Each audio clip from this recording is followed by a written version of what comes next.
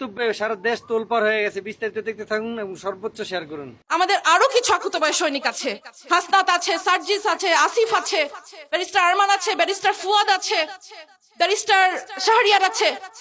এদের একজনের গায়ে যেন আঁচ না লাগে। আমি তোমাদেরকে বলবো, হাসনাত, সার্জি, তোমরা আমাদের ছোট ভাই। তোমরা মনে করবা যে ড্যাম কেয়ার, নো, বাংলাদেশের জন্য তোমাদেরকে লাগবে, তোমরা ড্যাম কেয়ার হতে পারবা না।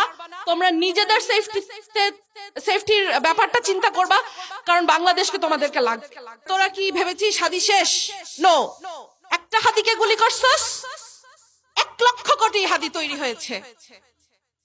তোরা মনে করছিস ওসমান হাদি শেষ হয়ে গেছে? নো, ওসমান হাদি শেষ হয় নাই, ঘরে ঘরে লক্ষ কোটি হাদি তৈরি হয়েছে। গুলি লেগেছে হাদির আদর্শে, জুলাইয়ের মতাদর্শে।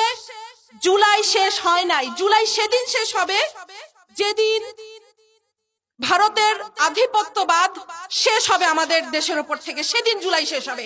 জুলাই শেষ হয়নি, জুলাই সেদিন পর্যন্ত শেষ হবে না। বাসায় বুড়া বাবা মা, অবুঝ সন্তান রেখে আসছি।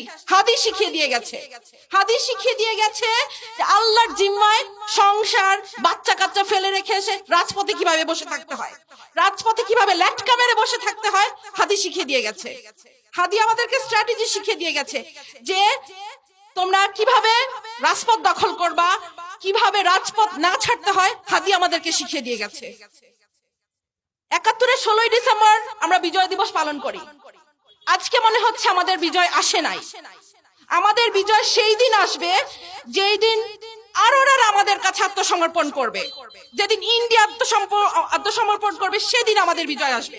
ততদিন পর্যন্ত আমাদের বিজয়ের জন্য আমরা লড়ে যেতে থাকবো, আমাদের জুলাই চলতে থাকবে। সরকারের কাছে আবেদন, এই গ্রামে গঞ্জে শহরে সবখানে 15 থেকে 45, বিবেচনা ক্রমে 50 পর্যন্ত মানুষদেরকে সামরিক ট্রেনিং দিতে থাকো। কারণ যেই 100 আততায়ী ঢুকেছে বর্ডার দিয়ে, এই 100 আততায়ীকে আমাদেরকে মোকাবেলা করতে হবে। সেই আততায়ীদেরকে মোকাবেলা করার জন্য যে শকুন থাবা উঁচিয়ে রেখেছে চারিদিক থেকে ইন্ডিয়া, সেই ইন্ডিয়াকে আমাদেরকে মোকাবেলা করার জন্য আমাদেরকে ঘরে ঘরে মা বোন ছেলে মেয়ে নির্বিশেষে ট্রেনিং